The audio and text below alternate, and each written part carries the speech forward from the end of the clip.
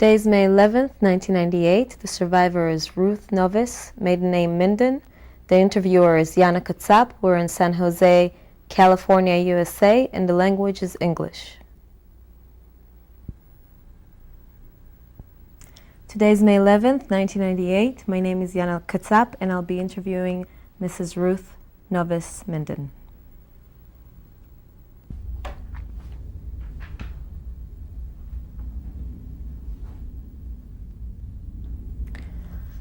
Can you please tell us your name? I'm Ruth Novice, and my maiden name is Minden. Can you spell it, please? N-O-V-I-C is the last name now, and the maiden name is M-I-N-D-E-N. And my first name is Ruth, as opposed to Rose, which a lot of people think it is. It's Ruth, R-U-T-H. Do you have any other name? No, a Hebrew name is actually also Ruth. Do you have a nickname? No, we stuck by Ruth at home. When were you born? When? 29th of December 1927. And where were you born? I was born in Hamburg, in the hospital, in the Jewish hospital in Hamburg. Which country? Of Germany. And how old are you today? And now I'm 70. Anybody does a little bit of arithmetic. Tell me about your childhood in Hamburg, starting with your family. Well, my family, I'm the baby. My older sister, Elizabeth, was 9 when I was born. When was she born? She was born in 1919, and she was 9 years older than I was, and so I was a little baby. And she never tired of telling me when I was born, the day and the hour. It's just helpful because I was born in the afternoon, and I still don't know my Hebrew date because I don't know whether I was born before night or after night. And but we became very good friends. You know, although there was a 9-year difference, I was very good friends with both my sisters. My other sister was born in 1922, and her name was Eva.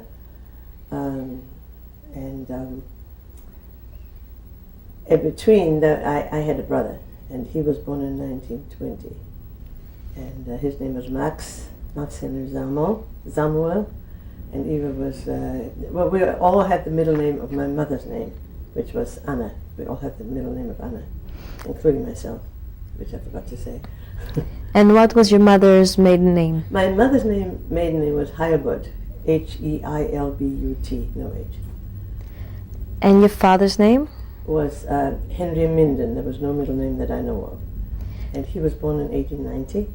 Where? In Hamburg. And my mother was born in 1893 in Hamburg. Do you remember your grandparents? 3 of them. My grandfather on my father's side died before the First World War. I never knew him. What was his name? His name was Max Minden. And his wife was Sophie Minden, and I'm not quite sure what the first name was. What her maiden name was.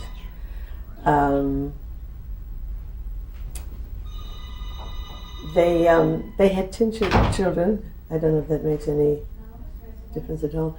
They had 10 children, of which my father was the oldest. Actually, they had 11, but one died in childhood. And I knew all the aunts and uncles sometime or another later on. Do you remember their names? Henry, Anna, Ernest, maybe not in sequence, Robert, Hans, that was the youngest boy. Then there was Babette.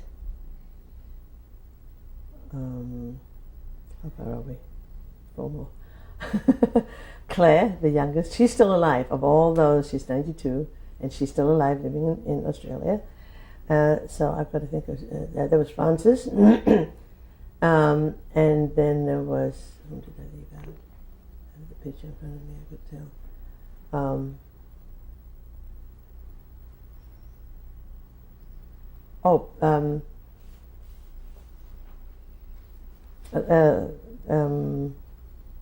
Lizzie, and then one more.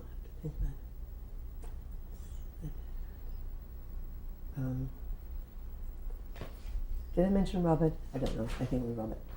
Do you remember your grandparents on? Yes, much better because my grandmother on my father's side lived in Hamburg only part of the time. Really didn't know very well there. Then she went to Romania to escape the Germans, and she came, and then she was in England. I saw her more there until she died in the 80s, early 80s. My grandparents from Hamburg, I knew much better. I spent a lot of time in their house, and they were Sophie, or Sophie, and by the way, both grandmothers were called Sophie. And my grandfather was called Martin, and Martin Heilbud. They were born in 1863, and my grandfather and my grandmother in 1866. My grandfather, Martin Heilbud, died in Holland. He died of natural causes. My grandmother died in 1943 by the hands of the Germans in Sobibor. She spent time in Theresienstadt, where people really admired her courage and went to her for support. She had a big sense of humor, and she always spoke. We had reports later on that people couldn't believe, how much courage she had. And there's a long story with her, and she wrote a diary. They're unbelievable. But then they sent her to Sobibor, and that was it. Then she was almost blind. So that was her. But I remember her. I used to spend at least one afternoon a week in her place, and I would play. And then on Shabbos afternoon, and we used to take it when I was very little. There were 7 grandchildren in the same town, and we used to take it in turn, spending Shabbos lunch with them. Later on, there was only 4 because my uncle moved away to Holland, took his 3 boys with him. So I got there every 4th week. And my grandmother loved to play, but she also didn't like to lose, so we had to kind of let her win most of the time. I couldn't always do that. I don't have that sort of character. And so that I remember. And then I remember also when I was very young, Rosh Hashanah and Yom Kippur, I guess she didn't like to be in shul too long or whatever. I don't know enough about it, but I remember spending Rosh Hashanah and Yom Kippur with her for a number of years. Later on, I spent it somewhere else, until I could go to shul myself. Tell me about your household. Who lived in your household? Well, at first, we all lived together, my 3 siblings and myself. And then my first thing that I remember, my brother I don't remember the exact sequence, my brother had to leave because he was a boy, and they figured that when he was old enough, maybe 16, 17, something like that, he had to escape from the Germans. So they sent him to Holland. He wanted to do agriculture, so he went to what's called Hachshara. And he went to Hachshara place in Holland, which I cannot remember the name, but maybe I'll think of it later. And then before the war started, who lived at home? That must have been 36, 37, something like that. Somewhere around there, I don't remember that. When you were a child, a little girl, mm-hmm. Who lived at home with you? Until that time, all of us. Okay, Elizabeth and Eva, and Max and Eva. And did you have any boarders at home or any? A little later years, maybe from 1937, 38, somewhere around there, we had a lady living with us, and I never quite understood what was going on, but I know she was half Jewish. Which way she was half Jewish, I don't know, and I know that it was related with the Nazis, that somehow or another she could not stay at home.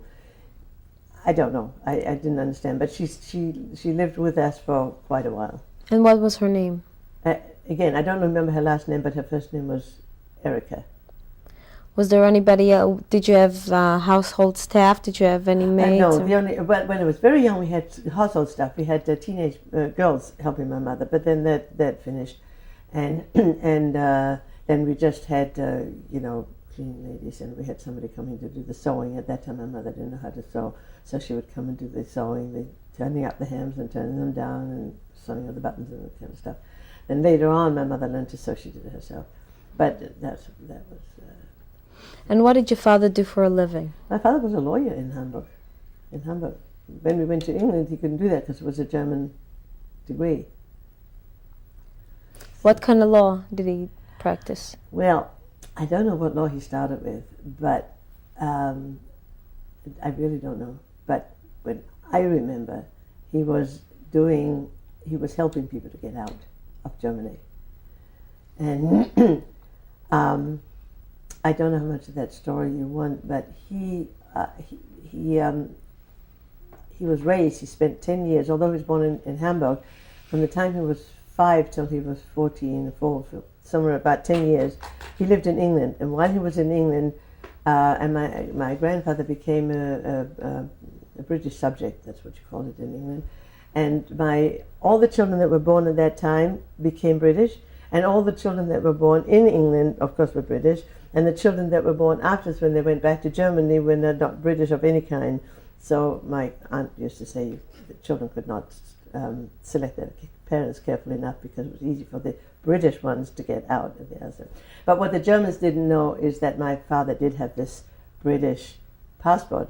So it was helpful for him to go to the other country where the people wanted to go, whether it was Holland or Belgium or so. So he would go, I don't remember which way, but he would go cross one border going out with one passport, and he would cross the other border coming back with the other passport. And they didn't know, and they never realized what was happening. So the Germans did not know that he had dual citizenship. So when he, at the end of October, the Thursday, the last Thursday of October 1938, the Gestapo called my father in and wanted to discuss things with him, so to speak. So they questioned him, and they questioned him, and they questioned him, and they questioned him for 3 hours or more, maybe 4 hours, I don't know. And my father had this dramatic, he was a very smart man. He used to wear one of those watches that you wear like this, and he wanted to know if he was getting out or whether they were going to take him. So he said, "Gentlemen," and this thing would click open, it would go watch, and he'd say, "Gentlemen, I have an appointment at whatever time, whatever it is. Will I be able to keep it?" "Oh, yes, Dr. Bin, certainly." So let him go, because they didn't realize that he could escape. This was Thursday. Thursday night, he consulted with those whom he trusted, his wife and one or two very close friends, what to do. So they decided that this is Thursday night. On Friday, they did not ask him to come back. Shabbos and Sunday, they weren't going to bother because they themselves wanted a weekend. And on Monday, they didn't call him back for. So I'm not sure whether they called him back for Tuesday or not, but they decided on Monday night, we have to go. And since she wanted to keep it secret, and since this sewing lady was coming to help that day on Monday, my mother couldn't do anything, and she couldn't get rid of this lady. She was a talker. So finally... Let me stop you here and go back a little bit. Yes. Let's go back before things became worse in Germany. Yes. Growing up, Okay. what was it like growing up at home? Okay. How did you keep the house? Was it a religious home? Yes, it was a religious home.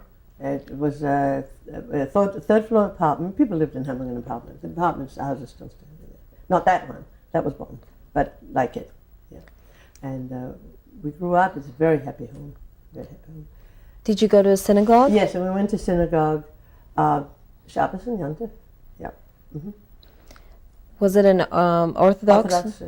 Orthodox. I don't remember the name of the shul. It was a small shul somewhere in an alley, and as hard as I try, I cannot remember, and I cannot see any literature on it because it was probably too small. And I don't know the name of the rabbi. I remember the names of some of the rabbis, like Rabbi Kalba, who was the rabbi of the big shul, but not the one that I remember. And your neighborhood, was it a Jewish neighborhood? Yeah, I think so. You know, I was very young, but I think that was a Jewish neighborhood. And my grandparents lived about, we tried it out 2 years ago, and I thought it used to be 10 minutes, but it must have been more like 20 minutes away from where we lived. We walked it 2 years ago when we were back in Germany. We were invited back. And who were your friends? From the school, I went to the Jewish school. So my classmates were my friends. Don't remember the names. I only remember the name of one because she also went to England, and I was friendly with her mother later, many years later. I didn't grow up with her in London because she was in a different part of London, but that's all I remember. But, excuse me, I don't remember the names. One thing that I did, and I found this interesting because my daughter did it later on, when I left Germany, it was so painful that I put a lot aside. My mind blanked out on a lot of things that happened. Some of it is coming back in later years because something triggers it.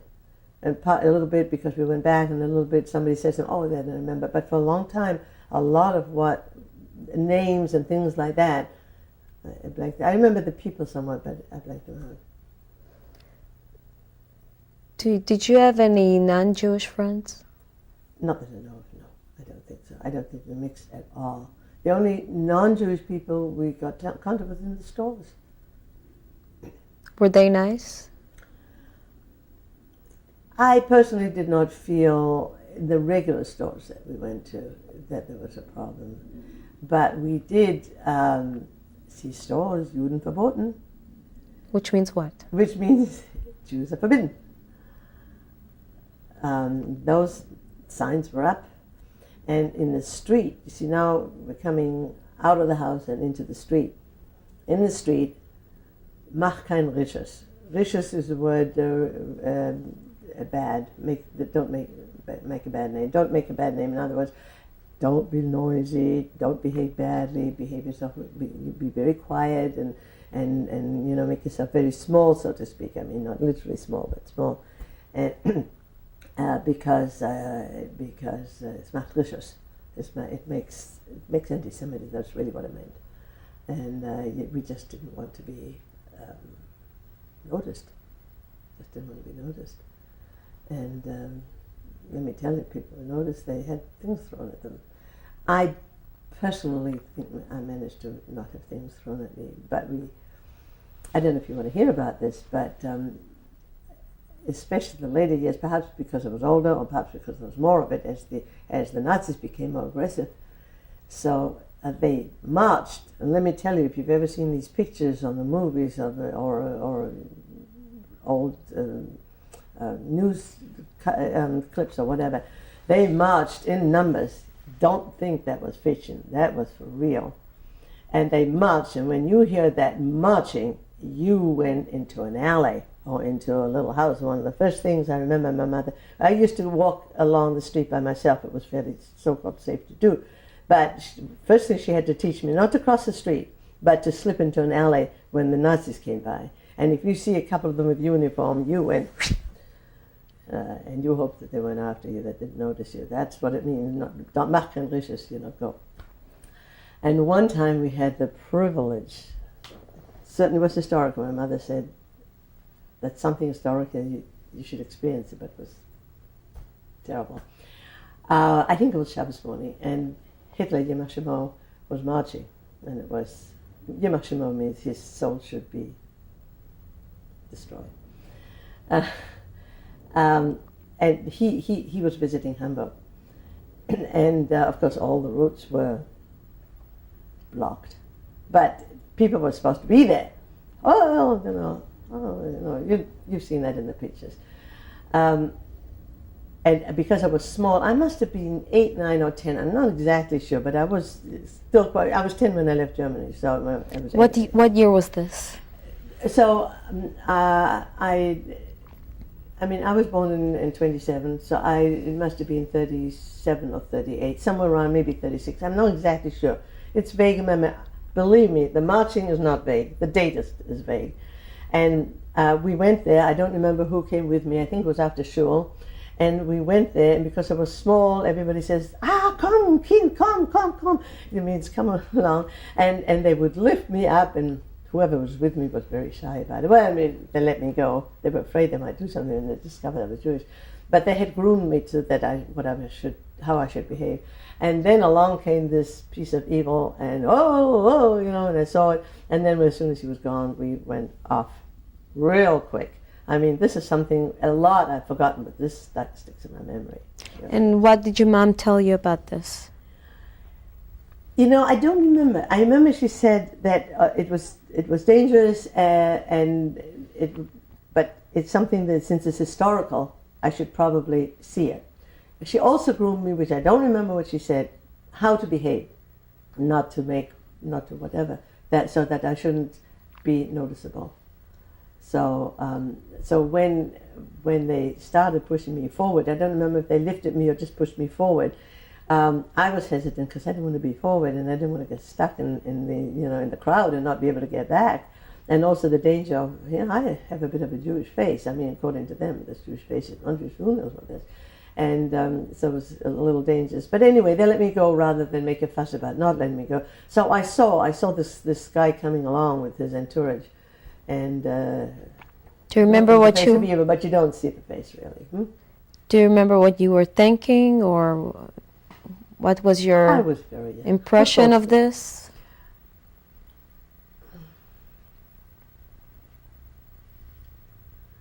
I had thoughts. I don't remember exactly. It was. I did not understand the extent of the evil of it. I knew that he was bad news. That I knew because of the way we lived. I mean, this constant fear of. You feel the fear. You feel the fear all the time you're out in the street. In what way? How would you feel? Well, first of all, every time you see these Nazis go by, I mean, just a couple of them was enough for you to escape. And when they came marching in a bunch, I mean, you sort of told you that's a fear. I mean, your ears have to be today. You're worried about somebody stalking you. Well, that's the equivalent. I mean, except that they were en masse. And then we lived in an apartment. Now, in an apartment, there's always a manager of some kind. I don't know what they call it. Now, he was pretty anti-Semitic, so you had to behave in the house as well. And I wasn't such a good behavior. When I wanted to cry, I made sure everybody heard it. Okay, and as hard as my mother would try, I could not quite know. So, and I cried easily, I think. So, but you had to be careful. And then could you use the elevator? No, the Jews couldn't use the elevator. So I had to go 3 flights up. This didn't do me any harm, but my mother with the groceries wasn't always so pleased. This fear was there all the time. You were aware of it as soon as you walked out in the house, in a way. And there were other Jews living in our apartment house 2 floors away. In fact, very good friends eventually became somewhat distant relatives through my sister, but that was much later.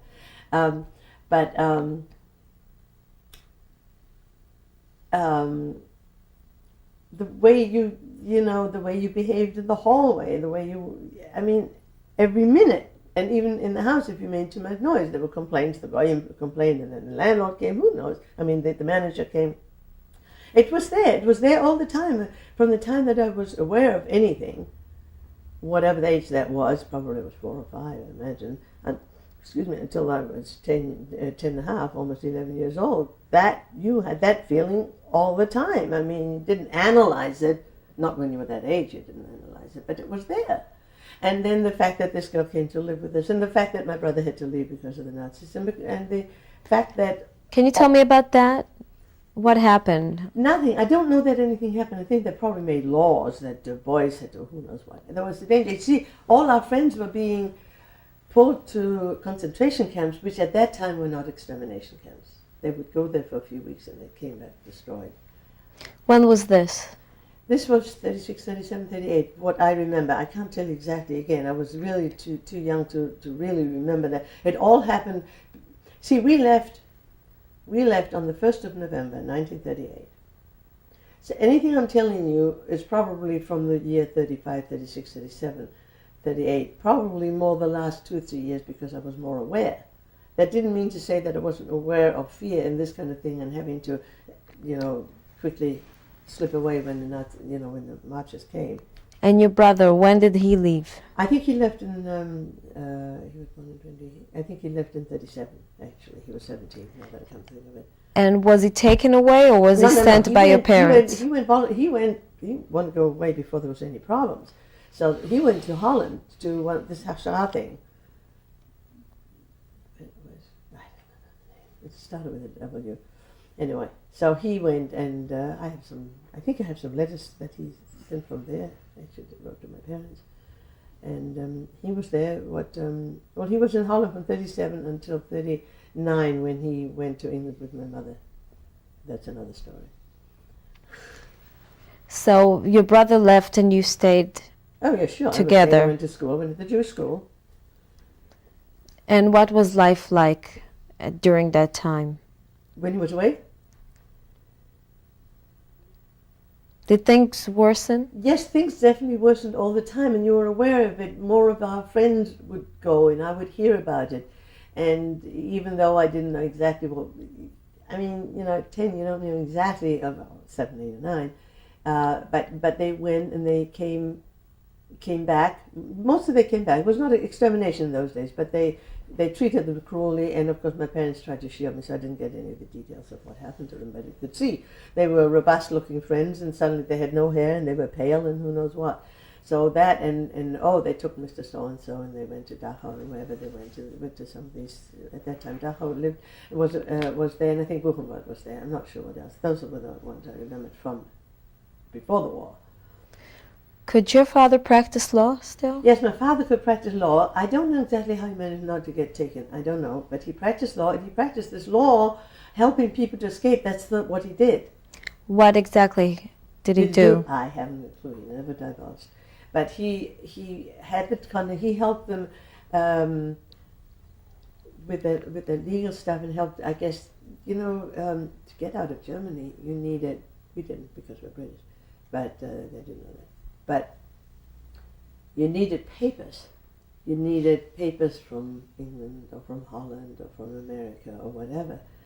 I don't know how much America he did. They had this terrible quota that they had in those days, and you could only have so many from the quota, and the quota filled up like this, But I think he probably helped the most positive, the most frequent to Holland and Belgium, I imagine.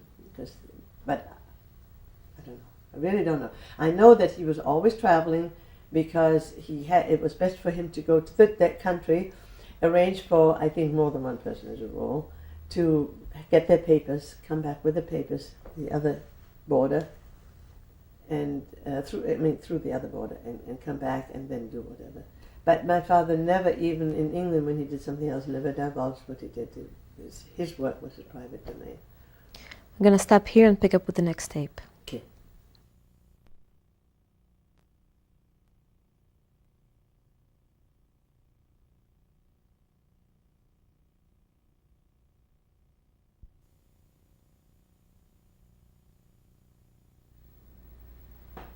This is tape 2 with Ruth Novice. Tape 2 with Ruth Novice. We're talking about your father, him practicing law still. Mm-hmm. And you were telling us about the people he was helping? Well, I truly don't remember whom he helped. I didn't know. He never told us. He kept his work was his castle, that he did not. What he did come if the funny situations happened, and then he would tell, not that I can remember any of them, but I know he used to laugh about them. I must say that the last few years were very difficult for my parents in any which way. But it was just difficult living in Germany. And gradually, Schritte was forbidden, which is the ritual slaughter, so we didn't have any meat. And so then they came up with tuna, not the stuff we buy in a can these days, but it was fresh tuna. And then that tasted a little bit, I haven't eaten it since, I don't think, but it was, it looked a bit like meat. Fresh tuna is dark. And my mother would prepare it a little bit like meat. So on Shabbos we thought that we would have meat. We knew it was tuna, so that was one. But the whole worry, so my parents very often, if they could get away, they would go to the movies. And they would go to Abbott and Costello, and they would roll, and that was very relaxing. And another thing that my father used for relaxation, I don't know how he did it, but by his bedside he had a book with calculus. That was his relaxation. I know. Not in later years, but the years that he was nervous, that was something. I never did calculus, but how he did it, I don't know how he did that. Did you get to keep the Shabbos and the holidays? Yes. In my time, we were able to keep Shabbos and holidays. The food was a difficulty. I don't think that we go in the store and buy meat or chicken or any of these things. At first we did, but later this became difficult, if not impossible. There was a Jewish store. We could get regular groceries, sugar and flour. And here I would like to actually put something in. Today we buy 5 pounds of flour and 5 pounds of sugar. My mother all of a sudden she went into the grocery store, little store, and she would order 1 pound of flour, and they would get it, and they would measure it into a paper bag, and the same with the sugar, and the same with the coffee. Who's ever seen coffee in a can or instant? Nothing. And then they would send it along, and you didn't buy 24 rolls of toilet paper. You bought 2 rolls, maybe. You had 1 toilet, maybe 2 rolls of toilet paper, and that was what you had. So I don't want to go on at length, but you can get a sort of gist of that. And so that we bought in the Jewish store, grocery store, these things. Can you tell me about Shabbos at home? Shabbos at home, let me stretch my memory here. We went to shul in the morning, especially the later years. I went from the time I was about 8. My mother sent me. My mother didn't go too much to shul on Shabbos morning. She needed the rest, so she would stay home, and my father would take me, and the ladies' gallery upstairs. Until I was about 9, my father would take me down on Simchas Torah, but only on Simchas Torah. I think I must have gone down with him occasionally when I was smaller, but from the time I was 7 or 8, I no longer went downstairs except on Simchas Torah. And then I went upstairs, and I was allowed to sit. I should either sit on my mother's place or next to it, and then I was allowed to go with another lady who sat back a little bit. The place was stuffy. You've heard me say, I need fresh air. And synagogues are not known for fresh air. And I wanted the window open, and they wanted the window closed. It's still the same today. Hasn't changed. Now I'm the old one. My mother said you have to do what the old people say, and you have to go, they get cold. And so I wasn't allowed to say anything. And now I'm the old one, and I still can't have the window open. But never mind. That's not as much as nothing changes, everything changes. Everything changes, nothing changes. Now, can you tell me about the dinner, the Shabbat dinner? Yeah, Friday night in the winter, we had, I don't remember what we ate. To me, it seems obvious that everybody has soup and chicken, but I don't know that we had that. We probably had, well, obviously in later years we didn't have that because it wasn't available. But we had well-balanced meals. Vegetables and stuff like that was available. And then my mother fixed what she could. In the summer, when Shabbos came in so late, she used to feed at least us children earlier. And then sometimes the Friday night meal was a dairy meal, not meat, because it would be summer and it would be so hot and it was so late. And then what we would do was we had Kiddush after Shabbos started with dessert. Now, it's not strictly what one's supposed to do, but that's what they used to. My father would be too tired to. In fact, my father worked in downtown of Hamburg, and I think that his place is still there when we went 2 years ago. If not, a house like it. And I showed my husband exactly. I want to tell you about those houses in a moment. But he worked downtown, so he used to have lunch downtown, and then he would come home, and all this tension from what he had to do and the fear of the Gestapo coming any moment, then he would come home. He was exhausted, so she would feed him. All of us together. Well, we had family meals. Always had family meals. But let me tell you about the house. Would you like to hear that? This building, it was in the Neuwald, and it's just off the Jungfernstich. And the Jungfernstich is the main downtown street. It's a major thoroughfare to this day. And when we were accommodated, we were just off the Jungfernstich. But anyway, we went to the Neuwald, and I think it was 10 or 11. It doesn't matter. We went into this building, and on Sunday mornings in the later years, my father had to work on Sundays to get all the work done. And it was quiet. It was so quiet, it was eerie, and it was always a little dangerous. So he took me with him. I loved it, that was my privilege. I went with him, and I went there, and there was a typewriter. And of course I couldn't type something, ding dong, ding dong, ding dong, it's funny. But the way, on Sundays there was maybe an elevator and the stairs, but during the week they had what's called a paternoster. Any of you heard of paternoster? You haven't got a clue. Paternoster is an elevator which has no doors, and it goes like this. I don't know whether this comes up in the tape, but but it goes around and around. There's two of them, and there's this open door, and you get in when it comes level, and then you get out when it's level. And my mother gave my father strict instructions. I was not ever allowed on the Paternoster. And the first thing is I went to the Paternoster and went all the way around. It was so dangerous. These things aren't there anymore, but this building, you could see where the Paternoster was. I used to tell my husband about it. And I don't know that maybe he died. If you don't see it, you don't know. So I showed him, this is the Paternoster and this was the elevator. And he could see. Now I don't know what it is, who knows. But you can see the doors for it. You see, I was quite a devil. So when things started to get a little worsened, Yes. did you feel you yourself, did you get to feel any anti-Semitism against you? Yes, it was constantly in the air. It was in the air. I don't know that I personally remember anybody throw the word Jude at me or something like that. I don't think so. I went to the Jewish school, and it may be that it was, and that I've forgotten because I put it aside. I put so much aside. It was there. It was always there. It was permanently there. You felt it. You breathed it. You knew it.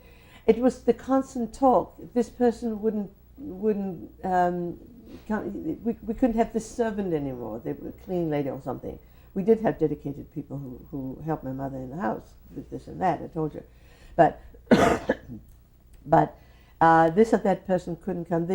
My father's partner, I don't know whether he was Jewish or not. I think he wasn't Jewish. He took a risk being a partner with my father, and you knew about it. I didn't know what my father did exactly at work, but you knew that this man took a great risk, which he had to suffer for a little bit, because when we went overnight, the Gestapo came and drilled him and drilled him and drilled him. Couldn't do anything with him, but they tried to. When was this?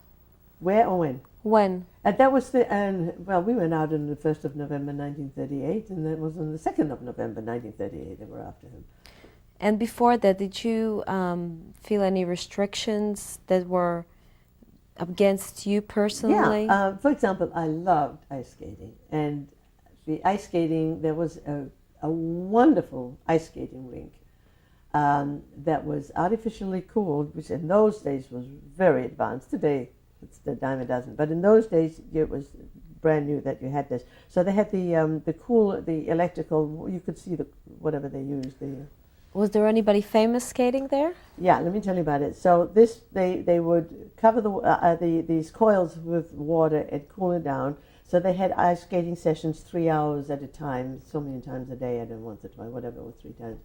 And Sunday mornings and Saturday nights. I went every single day. I went after Shabbos and I went Sunday morning. But periodically, we were not allowed on this rink, or we were allowed in the very last corner, because there was a very special person skating there, and her name was Sonia Heaney. I don't know where, Henny or Henny. It was Henji, I think. And she was an Olympic skater, and sometimes we were allowed to watch her from the sides or from the other side, but don't get near that section because she was going to skate there. And she was something to watch. I mean, I watch skating on the TV now, and first of all, I know what it means to skate, and secondly, she was something. It was just beautiful to watch her skating. She was one of the first. I don't know. She was just very. Skaters know her name to this day. They do. And but then, so I went for about 2 seasons, at least 2 seasons. The third season, Juden verboten, forget it. But then it so happens it was the season I was going away anyway. But in 1938, it was closed to Jews. And then they had the Dome, the Hamburger Dome. Now the Hamburger Dome still goes. It's still going. It's actually a fair, like you would have this Santa Clara County Fair, something like that. They had these booths, and they had all kinds of, what do you call those things? Ferris wheels and this kind of stuff, and the bumper cars. They had the most fantastic things. I always said this was a huge thing, and it was so big, and you could get lost there, and it was there for about 6 weeks. And my mother used to send us with a certain amount of money, and they had these candy canes, and we were allowed to eat the candy canes, and nothing else. Everything else was probably non-kosher. And it was huge. So when I came away and I would tell my husband about it, I would tell him how big it was and how these fancy things that they had. It's unbelievable, the ghost houses and this. So then I thought, I was little and maybe that was big. So I didn't brag about it. I mean, I don't brag, it's nothing to do with me. But so 2 years ago we were in Hamburg, they invited us, and the Dome happened to be in session. We went the last day of the session. It was big. I was amazed. It was big. It travels all over the place. And it really was big. I was amazed. And it has all this fancy stuff. So that was very interesting. And you could go in there? And the last 2 or 3 years, Juden verboten. Yeah, Juden verboten. What about the movies? I don't recollect that we were stopped from going to the movies. I remember my parents went, and I remember they would send me to Abbott and Costello and one or two of these things. Never understood it. I never understood the movies in those days, but they used to send me anyway. But I don't know. Truly don't know. So what happened on the 1st of November? The 1st of November, as I said before, my mother's factotum, the person who helped her with this and that, and a little sewing, a little bit of this, a little bit of that, came, and she liked to talk. She herself went through a camp. She was what they call a witness, one of those witnesses, I don't say that word, but one of those witnesses, and she believed deeply in the Bible. Now that's forbidden. If you were anything but strictly Aryan and believed in their particular brand of Christianity, you're out. So she was actually, she was very good at sewing, and she had this tremendous faith in her thing. And she always said the world would be destroyed in 1936. She always told my mother that. She wasn't so far off. So one day they caught her, and they took her for 6 weeks. And she had to sew. She did quite well because she was sewing the uniforms, the German uniforms. So she did quite well there. And she ate better than she ever ate any other time. But that particular day, on that 1st of November, she came, and she was supposed to stay till about 3 or 3:30, where she talked and she talked and she talked, and my mother didn't want her to know anything. The less she knew, the less she was at risk. Even so, the Nazis came after her after we left. And she talked and she talked, and she told my mother couldn't pack, and the train was going at 7:30. And finally, at 4:30, she got her out. And she put everything in the cases, and she told me what I could take. I was allowed to take 4 books. I remember at least 3 of them. I took Heidi. I took Betsy 4U, which is the story of some train. I have those. I have the story of Till Eulenspiegel, all in German, of course. I don't remember the 4th one. I'm sure I still have it, but I don't remember what it was. So those 4 books I wasn't allowed to carry. I had a little suitcase. So what was the story of our going out? The story of our going out was that we took the British passports, of course, and I was on my parents' passport, so I had to travel with them. And they were going to take me to England. It's time for me to go to boarding school. And they didn't want it to be too noticeable, so they bought tickets, round-trip tickets. They withdrew money from the bank to buy round-trip tickets. From my saving, they took a single, a one-way ticket, what you call it, a one-way ticket from my savings that didn't show too much, how much money we were taking out. And that's how we went out. We were allowed 10 marks in our pocket, which is approximately $10. Okay? Doesn't get you very far. And we went, so at 4:30 my mother packed. Then we had to go to see our grandparents and say goodbye. I'm not sure if this was the first they knew. I think they knew that we were about to leave. So we had to say goodbye. My late sister, who eventually became a nurse, Eva, she stayed in Hamburg. She opted to stay in Hamburg because my grandparents were there, and my sister Elizabeth was training as a kindergarten teacher in Berlin, and she felt that she should stay in the country with that part of the family and not leave my grandparents alone and not give my sister a shock totally alone, so to speak, which was good because later they went out together. So then then we had to go to the train station. My grandparents came, and we went from the Hauptbahnhof, which is the main train station, which is still standing. And I saw it 2 years ago. I didn't go in, but I saw it. And that's where we took the train to, I believe, to Antwerp. And we had to go through the border at Munich. And then the border crossing, the guy came. We didn't go out of the train. But What guy? In Munich. The guy guard? The guard, yes. You know, here you have, what do you call the inspection? You have, what do you call it when you go from one country to another? Can't think of the word. At the border, they always check you. You were at the checkpoint? The checkpoint. Yeah, at the checkpoint. But we didn't go out. It was done inside the train. So the guy comes along and he asks for your passport and he asks what you're doing and so on and so on. They didn't grill my father too much. I mean, my father was, we were all like this. Just, I mean, you could feel it. Was it a regular person or someone in uniform? Or? Well, it was an inspection, the border inspection, whatever they call that. I can't think of the word. It's a very well-known word. The border inspector. And he came, he looks at the passport and the tickets and all this. I think just the passports, actually. Did it say on the passport that your father is Jewish? Oh, no. No. That was never on any of that. And we went with the British passport. The British passport would never say it. The German passport may have said it. I don't know. But the British passport never said it. So he looked at that and he didn't say too much. And when he left and the train started moving after a while, it was like you could almost hear clong. The rock went off my father's heart because now we were through.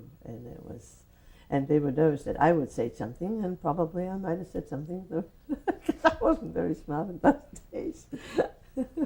And where did you go? We went to Antwerp. We had relatives in Antwerp. Relatives by marriage, but they used to live in Hamburg, and my parents were good friends with them. How long was the trip? I don't know exactly, but we left the train station in Hamburg at 7:30, and when we came to Antwerp, it was when we came to Munich, it was somewhere about 11 or 12 at night. So then whatever the tripe was, we arrived in Antwerp in the morning. I don't remember what time, but I know when we arrived there, my father, we went to some sort of hotel to start with, and I remember, or perhaps it was the restaurant in the train station. So we had breakfast. I don't remember, but my father excused himself, and he made a phone call. And later, I found what the phone call was. He called my grandparents, and by code said that we were there and where we were. Now, who was with you? My parents, my father Henry Minden, my mother Anna Minden. And that was it. And then we went to these relatives. We didn't stay in Antwerp for very long. It's friends. It's only by marriage that they're relatives. Their name was Strauss, Strauss, and one daughter still lives in Israel. I know her quite well.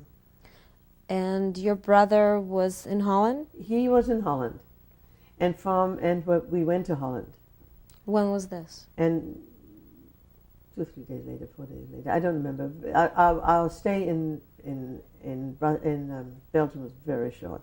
Then we went to Holland, and we stayed from whatever date that was, which I don't remember exactly, until the 19th of December, 1938. We stayed in Holland, and we stayed there with relatives. Those were closer relatives. My grandmother's sister and her family, the younger. And her name? Fuld, F-U-L-D. And your first name?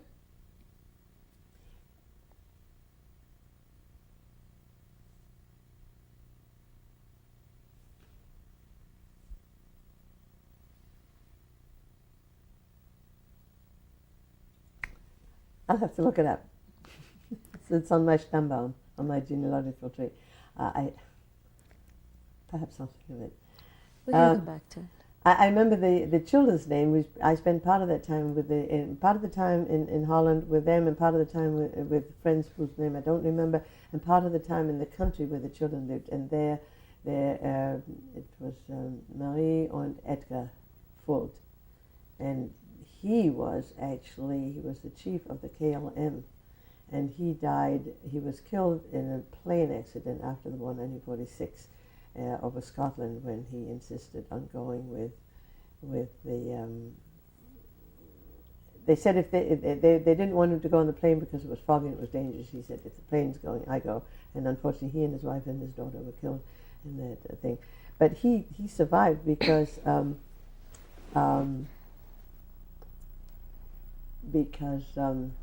he was shielded by Dutch non-Jews. There was quite a story there. Anyway, that's their story, not mine. Yeah. So, from how long did you stay in Holland? Well, what would it be? 6 weeks, about. And from there, where did you go? And from there we went to England, and we went on the 19th of December. We went to England. What made you leave Holland? Well, Holland was a temporary thing. We had really nothing there except the relatives, and they were not even observant. We had no intention of staying in Holland because my father was British subject. Holland would have been a more difficult thing. In England, he went earlier. I don't know when he left, but he went earlier looking for work. He knew the language. He knew the ropes. He'd lived there for 10 years as a child, and England was the obvious place to go to. So we went to England. My mother and I stayed in Holland, and she actually took care of. There was a whole transport of children from one little village that would happen. The Germans would suddenly say, okay, tomorrow, 20 children. So they would pass it around by word of mouth, 20 children go to Holland tomorrow. No parents, no nothing, just take them. So where were they supposed to go? So in Holland there was some sort of a reception committee, which I don't know anything very much about, and then they would find a place for them, and they asked, these were Orthodox children, because it was word of mouth, so they were all cousins and best friends in these two little villages, or three villages, whatever, and then they asked my mother if she could come and help. She was very good at that sort of thing, so she went, and I went 1 or 2 weekends for Shabbos. Otherwise, I stayed in Amsterdam. But so she didn't do nothing. She didn't do nothing. This is not bad English.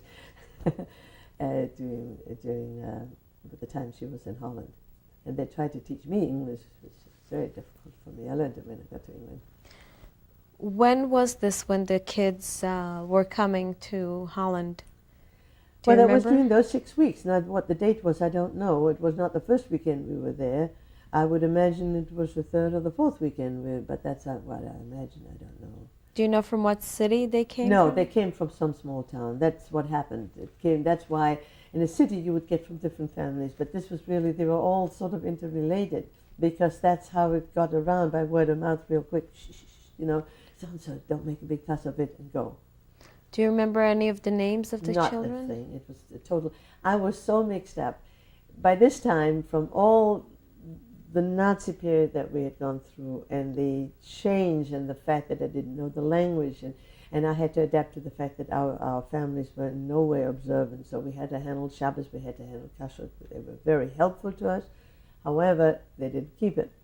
And then my mother went there, and I stayed behind, and I was totally, I don't know how to say that, but your mind is spinning. And to remember any of those names, I vaguely remember the building, where it was, in some place outside of Amsterdam. I don't remember. Holland is small, so it couldn't be very far. But I don't really remember very much. Now, was your brother around during this time? No. My brother was on this farm. We did go to visit him, I don't know, a couple of times. But, excuse me.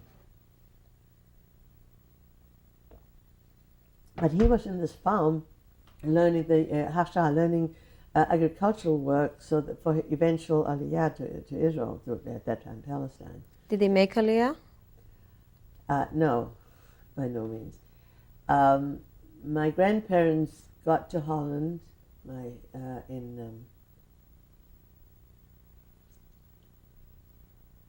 I don't know when they got to Holland.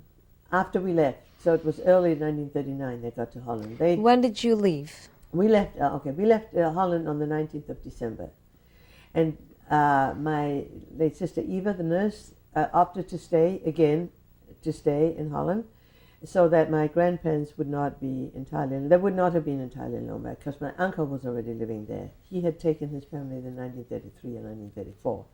That's when they left Hamburg also. And he had 3 boys, Walter, Arnold, and Robert, and only Robert survives of the whole family. They were living, and an apartment had been found in the house right next to them. I have a picture of the 2 apartments, and my grandparents came, and my sister was there, and she stayed with them. And what was I going to tell you about it? How long was I there? No. You're telling me about your brother? My brother, yes. And then, so my grandparents were there, and then on the June 11th, they had their golden wedding anniversary. And so, except for my father, the rest of us went to Holland to celebrate. Unfortunately, by that time, my grandfather already was seriously ill with lung cancer. And we did celebrate, and my brother came for that. And then we went back to England, and he stayed in Holland. And at the end of August 1939, my mother felt that she wanted to see her father again, so she went on her own to Holland, and it was decided my brother should go with her. They took one of the last boats, my brother and my mother, from Holland to England. We're going to stop here and pick up with the next tape. Okay.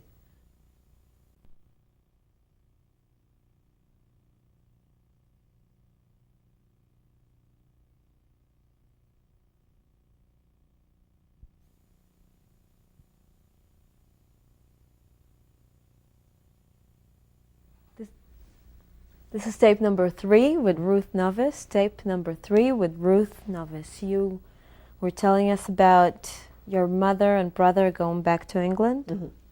And it was one of the last boats, if not the last boat. And in fact, I remember us shivering in our shoes, so to speak, that they would make it.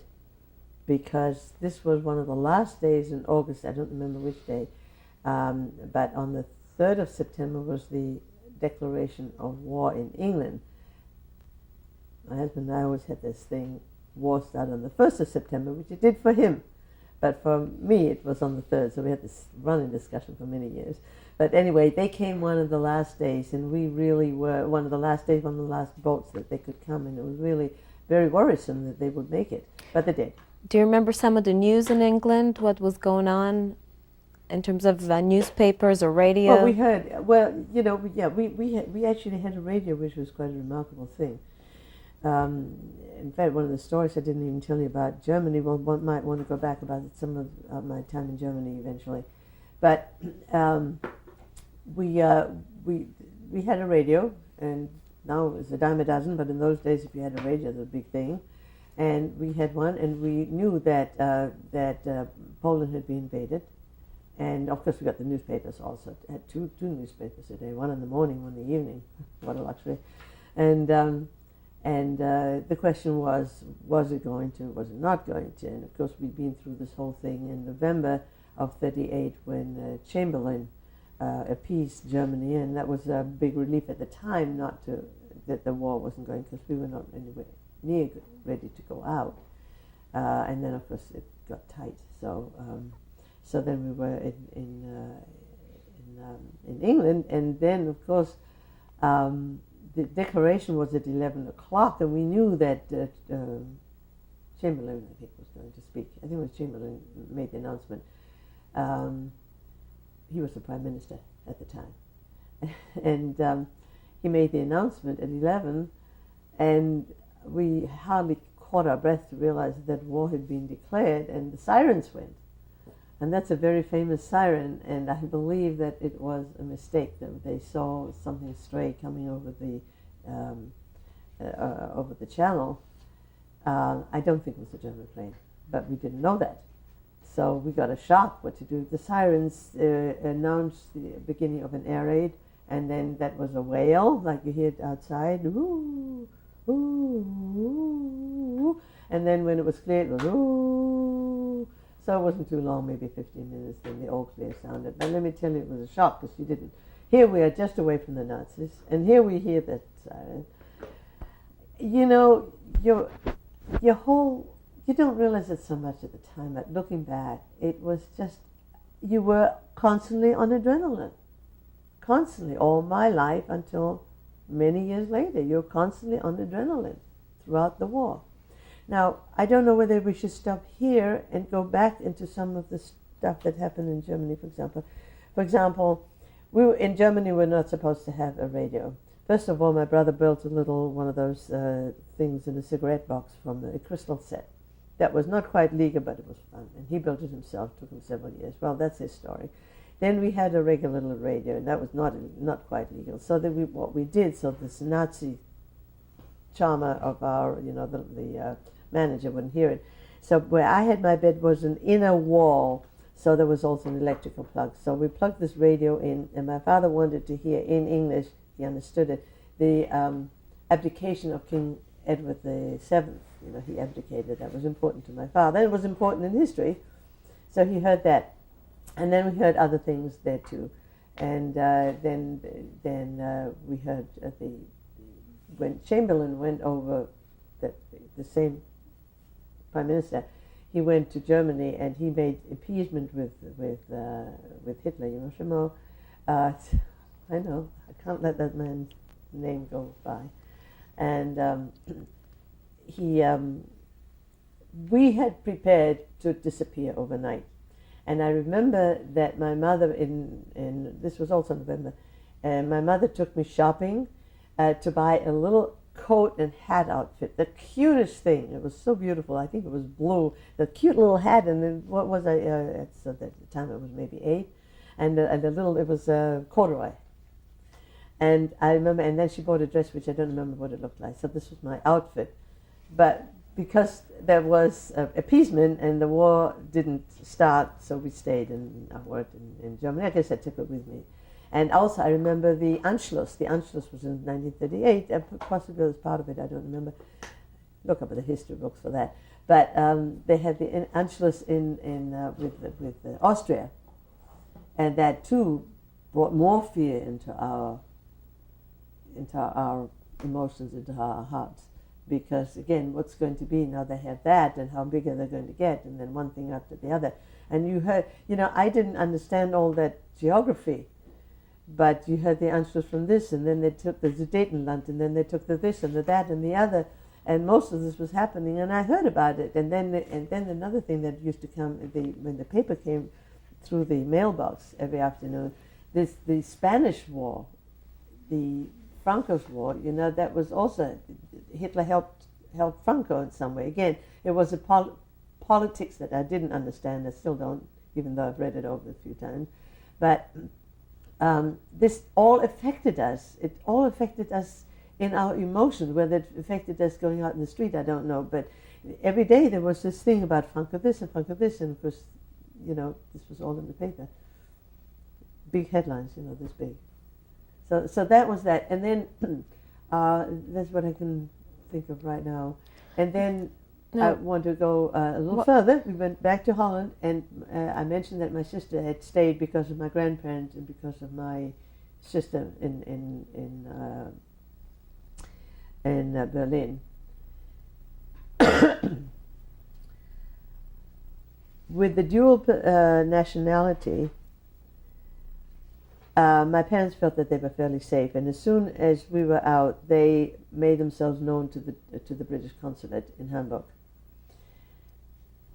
And after we left, the Germans made a decree that anybody with I don't know the exact rules, but any Jew with a foreign passport, I don't know whether it had to be dual or simply a foreign passport, could not go out, could not leave Germany after I believe it was the 29th of November 1938. It could have been the 30th. I think it was the 29th. And my sisters decided to go out together on this last day. And somebody gave my older sister, Elizabeth, a fur coat and a ring, a diamond ring. Would you take that? She said, sure, make it your own. So she took it. They took this train, and my parents expected them on the train, and I knew that they were expected on that train. And I was left at home because it was going to be late at night, maybe 9:30 at night or something like that. And I was expected to be in bed, but I knew about it, and I was all excited about my sisters coming. And they didn't arrive. I don't know if you can imagine what it feels like, because I knew the stakes, and obviously they knew the stakes, but I may not have known the details of the stakes, but I knew it because emotionally you were into this the whole time. And they didn't come. I don't recollect whether my parents came home or whether I called her my aunt, told me about it. I was in Amsterdam. And then we heard that they were coming on the next train. The next train came somewhere after midnight or quite late, 1 o'clock maybe, and I certainly was not at the train station. Then next morning I woke up, I finally fell asleep. Next morning I woke up and they were there. What had happened? The Germans somehow suspected the diamond ring and the fur coat. They took that from my sister. They let them go, which was amazing. She had a bicycle with her and a typewriter with her. They found excuses to take those two things. No, I think I think they took the bicycle. And it doesn't matter, it's their story. But the story is that they didn't come until the next train, and that we were, because of these two items, for which they gave my sister, a receipt. And just to top it off, after the war, this lady claimed, and she got paid for it. She actually got paid for it. But in the meantime, my sisters, we were Abspilkers, to use a well-known expression. And then they came. That was fine. What was it like reuniting with your sisters? Don't remember, but it must have been wonderful. It must have been wonderful. It was just, I mean, such a relief. What happened to your grandparents? My grandparents continued in Holland. As I say, my grandfather actually died. He died on the 17th of September, which was the 3rd of Tishri of that year, which is 3 days after one day after Rosh Hashanah of that year. He died of cancer. My grandmother stayed. Now, my grandmother has a whole story. She wrote it's an unbelievable story, but she stayed, and the decrees that the Nazis put on them when the invasion came. At first, it was fine, but when they invaded Holland, which you'd have to look at the history books, and probably 1940 somewhere, and she got a companion. She had lost one eye to cancer in Germany, and she was losing the other eye. She could hardly see. So she got a companion. This companion stayed with her through Theresienstadt and into Sobibor. Was the companion Jewish? She was Jewish. She might have been able to escape to Sweden if she had gone early enough. She had children there, but she opted to stay with my grandmother, and we can never, ever be grateful enough for her. It's making me want to cry this moment to think about it. She was wonderful, and my grandmother wrote a diary. She started a diary years before, and then the last diary, of which I have the original, and it's been transcribed into both German and into. She wrote it in German script, and it was transcribed into Latin script in German, and my sister translated it, and we worked in it, and it's in a beautiful volume which I have, and she writes about this lady and her companion and how much it meant to her. I want to say one other thing. That my grandfather died in Holland, and he was buried in Diemen, and Diemen was outside of Amsterdam, and the way my grandmother described it, it was desolate. It was just desolate. It was dunes and sand and no trees. And she writes in this, and every Tisha B'Av, I tried to read this book. It's very touching, this diary. And I read it, and I thought, it's pretty bad to be so desolate. 2 years ago, we went to Germany, and I went to see where my grandfather should have been buried. It is a beautiful, peaceful, wooded cemetery. It's gorgeous. I mean, a cemetery is a cemetery, but it's beautiful. And when I went there, it suddenly hit me where my grandfather was buried and where he should have been buried. It's unbelievable. I have pictures, not of Diemen, but of this cemetery in Hamburg. And my ancestors are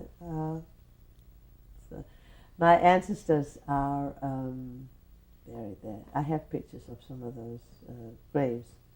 So that is definitely.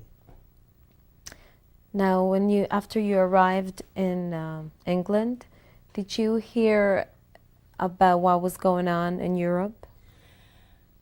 Yeah, sure. Some of the stuff we heard, some of the stuff I didn't know, didn't understand, and I didn't understand. We knew about the camps. I cannot honestly remember what I heard, what other people heard about.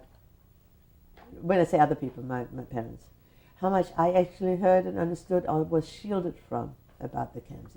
Not quite clear. We knew about some of the camps. We had no idea.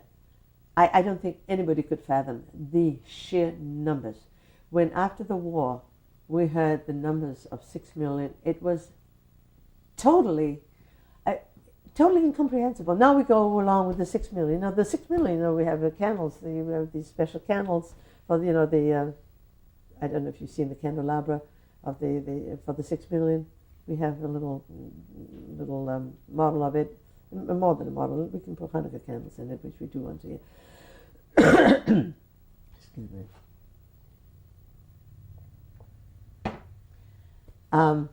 6 million here, 6 million there. Pictures. It's numbers. When I first heard this, I mean, I was in my teens. You can't fathom. Thousands would have been difficult, but you know what thousands look like. 6 million, and then we heard another 6 million of non-Jews. It wouldn't go into my being. I don't know how to say that. Now, when the war was over, what did that mean to you? A great relief. I knew that justice isn't done, but I knew that at least we were safe from Hitler, and that at least there were Jews in London, and I knew there were Jews in America, so I knew we were the Jews. The total devastation of European Jewry became gradually clear. After the war, and I don't want to really tell about what we went through in the war, unless you want to hear it in the war itself. If you want to hear any of those stories, you can, but you really want to hear it with regard to Germany and our direct suffering, right? Our direct affected. How we were directly affected by, not the war itself, or do you? I mean, do you want to hear what life was like in England during the war? Sure, go ahead. Yeah, you do want to hear it? All right. Well, when the war was declared, I said to my mother, "What does it mean?" She said, "Well, it's war." I said, "Well, what does it mean prior to war?" She said, "There will be rationing, and it will be hard, and probably some bombing." And she was right. I didn't know what rationing meant, but as you went along, rationing meant more and more. In England, rationing was always done very fairly. There must have been a thriving business in black market, but we didn't go into that. It wasn't necessary. There was always enough. First food, one food, another food, and clothing. You had ration cards. You had little booklets with ration cards. You tore them out like today. You do, green stamps. So you had ration cards. You gave away. One of the things you could do, you could save up your ration cards. You didn't have to spend it within a month. There were certain things, I think, periodically that had to be spent in a certain time, but usually you could save it up and get yourself, for example, you'd have to buy just a blouse for 3 rations. I don't remember how many points, but whatever it was. You could save up and get a coat, which meant you didn't have a pair of stockings or a blouse or anything else for the next 3 years, but that sort of thing. But the food, there was adequate food. We were never hungry. Sometimes we were really short of potatoes. Sometimes we were plenty of potatoes and no bread. I won't say no bread, but little bread. Did you get to keep kosher? Yes, we all kept kosher throughout. Always, and kept all the holidays, kept everything. Even Pesach. My mother would save up the ration cards for eggs because you get 1 egg a month, I think, per person. So she would save up maybe from Hanukkah, everybody's ration from eggs, and then she would make something with some cakes, because what can you do for Pesach? You didn't have the stuff that you can buy here. Were you affiliated with a synagogue in England? Yeah, and that was the Golders Green Beth Midrash, which is an Orthodox synagogue, and at that time was in a disused downsole. Now it's a purpose-built building across the street. Did you go to a school there? Yeah, I started out. It was never a Jewish school. There were no Jewish schools at that time in England, not for girls anyway. I went to a school, and in England the schools were run by the churches, so I went to church school, but that didn't mean that it was any more religious than anybody else. They have religion in all the schools. That's because the churches started the schools, and they couldn't stop that, even when it became totally nationalized. So I went to church school for 3 months. Then we moved and went to what was not a church school, but the prayers were still there. But the Jews were allowed to stay out on the mornings that it was service every morning. On I think 2 or 3 days they had the Christian service, so we stayed out. And on the other days they had what they called Old Testament and hymns that were neutral. And I knew all the hymns. I still like the tunes, but I knew a lot of. I knew a lot of the Bible stuff from the St. James version. It stays with you. It's funny. But I went to, and it was a girls' school. It was not co-ed. And I went to this school the rest of my school time in the grade school. And then my schooling later became, from there I really couldn't, I was supposed to go to a high school, a private high school, but the funds dried up when Holland dried up, when our funds from Holland dried up. So I went to the regular school, and I didn't have really high school education. So I went to a trade school, learned tailoring in the Kilburn Polytechnic. Kilburn is a part of London. I used to take the bus there, and later I took a bicycle there. And I went there for 3 years, and then I did tailoring for 3.5 years or something like that. First class tailoring, ladies tailoring. And but throughout the school years, and through from 39 till 45, whenever there was a raid, we had to scramble to a shelter. A lot of our so-called schooling took place in shelters. The shelters were either underground or they were, I think, in the middle. I don't even remember, but they were horrible. And believe me, you sit in the shelter and you know the bombs are coming, and we're supposed to learn. And we didn't learn, and the teachers didn't teach. Your mind simply wasn't on it. You couldn't. So the schooling was not great. It would have been all right, but of course a lot of the men teachers were gone.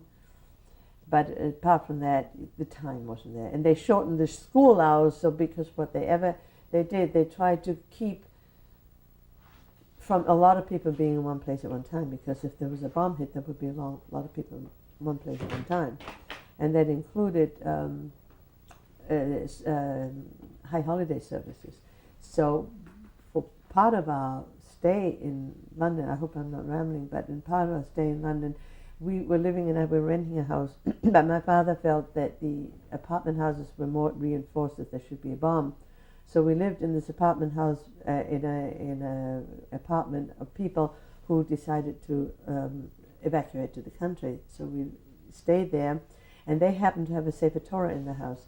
So for two Rosh Hashanahs and Yom Kippurs, it couldn't have been more than two, I don't think so, maybe three, I think two. We had the services in our house, in this apartment. The irony was that there was no bomb at all where we were in our house, but there was which we sublet, but there was a bomb in the apartment, and the windows fell in. There was glass all over, and you had to be careful what you touched. And they had so they must have thousands of books, and this glass gets right between the books. You could open a book, and there were pieces of glass in it. And we used to shelter ourselves by going underneath the sideboard and underneath the table and underneath the beds. And we used to, all those, during the Blitz years, we didn't go to bed in pajamas. We went, if we went to bed at all, if there wasn't an air raid, we went in, we call it today sweatshirts and pants, that type of thing. You had to be ready to out. And we had somebody living with us at the time, and the whole bunch of us, my father, my mother, both my sisters, and myself. Not my brother, he was in the army. Till 43 was killed. And so we used to dive under whatever we could dive under, as we would do under earthquake. Which army was your brother fighting with? He was in the, I think the 8th Army. I have some material on it here. For which country? Oh, England. He was in the British Army. He was a British. So he went... The German Jews went into what they call the Pioneer Course, which was the worst. The food was the best because the Viennese people used to take the junk they had and cook it into gourmet stuff. My brother had to eat from British cooking, which was terrible. But he was in the British Army, and he served first in England, of course, for a while. first he went had a job at a farm, and we stayed friends with those people until they died. Many years. I visited them after, when we lived in that area many years later. And your brother, where was he when he? In Essex. He was on a farm, and from there he I don't know that he was called up or whether he volunteered. I don't remember. And he went to the army, and he served with the army first in North Africa. And he was the interpreter sometimes for the prisoners because he knew both German and English. He was very quick at languages. He learned it very quickly. He only got to England in '39, and he must have been joined at 1940, not later. And and he was interpreter. And once there was a prisoner train going this way, and his train was going this way, and he called out the call for Hamburg. It's not very elegant. He called it out, and he got the response. So he knew the German prisoners there. But he was used as interpreter. He also, although he learned, agriculture, his hobby had always been radio. I told you he made this little crystal radio. He made it from the age he was 6 in total secrecy from her mother, saved up his pennies, bought what he needed to buy for him when he was 11. He jumped up when she came home one day and he said, "It's working." She said, "What's working?" It was a crystal. So he had made this all by himself. He took some instruction papers or whatever he took him. I don't know what he took him. Total secrecy in his room. So that was his hobby. So when he went in the army, then he went to Italy with the I think it was the 8th Army, and they went someplace first. I forget. And then they went to, I think it was Northern. I'm not sure. I'm not exactly sure. He went to Italy, and they were active. There was fighting, and something needed to be rescued. They apparently had some sort of a field there, and the British were here and the Germans were here, and something had to be. Oh yeah, a radio. But that's it. A radio had to be a connection. The Germans had managed to disconnect the whatever. They had to have some wires, so he volunteered to go and fix them, and that was his end. They caught him. They killed him. And how do you know this? From his buddies saw it. They saw it. And what was his name? The buddy, I don't know which buddy. No, that I don't know. Although I have a whole bunch of letters from these. I was reading them today, and it's very hard for me to read them. My eyes are just not so good anymore, and they faded a little bit. But I have all these letters. They're in my possession. And then the telegram that came is in my possession. I saw it today. It's fading. I don't know what to do about it. How to set it. But the news came. Yontif was at that year Friday and Shabbos. No, it wasn't. It was Thursday and Friday. And then Friday night was Shabbos. It happens every few years. And we were sitting at the Friday night table. I remember my oldest sister and my other sister and my parents and myself, and I think we had a visitor. That's escaped my mind. I know there was somebody else. And there was a knock at the door. We were sitting in this dining room eating, and there was a knock at the door, and my father went out, and he opened the door and beckoned to my mother, and they were white. They were white. And the telegram had come to say that my brother was killed. It was unbelievable. It was unbelievable, and on Shabbos you don't mourn. So we continued with our Friday night meal, and we have. I tell this to my children periodically until they get sick of it.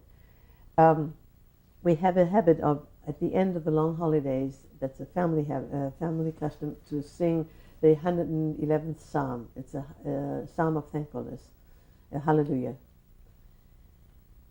And one of the hardest things we did is on that Shabbos lunch to sing that.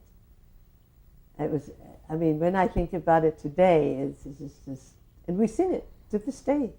And I remind my children when I can to sing it. It's just, we sing it every year. It's just, you can't describe it. And they tell me that to lose a child is worse than anything, and I can believe it. So that was one. My brother. We're going to stop here and pick up with the next tape.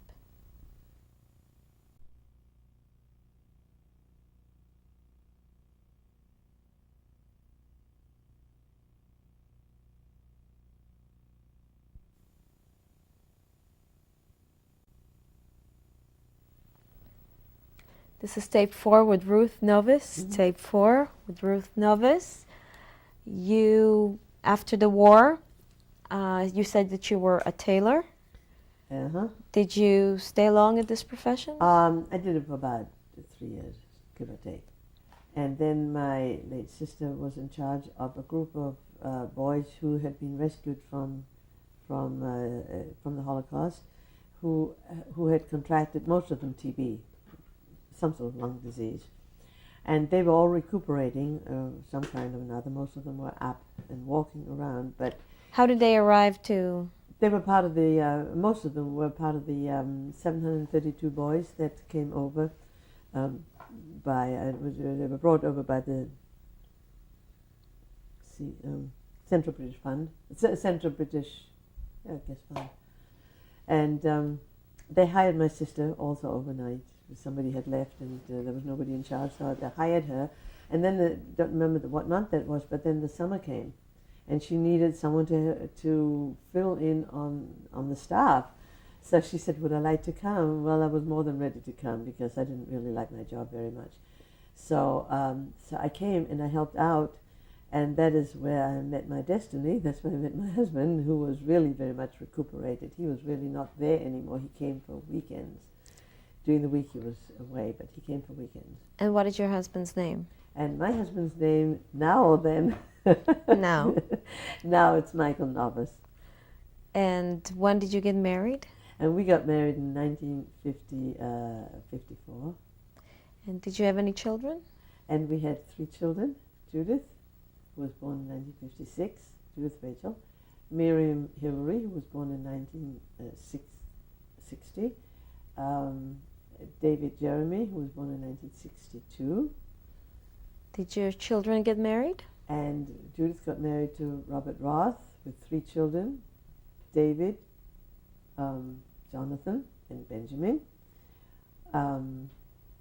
Miriam has got married to Yosef Singer, Rabbi Yosef Singer. They have Bacha, Bacha Elisheva, Moshe Zelek, Avrom Tzvi, where are we? 2 more. Akiva Shlomo and Yaakov Yisrael. And then we have David Jeremy, and he has Naftali Nahum, and Sarah, Rivka Razel, Chaim, actually his name is Avram Chaim, but they call him Chaim, and Shlomo Zalman. Now, did you stay in your profession or did you do something else?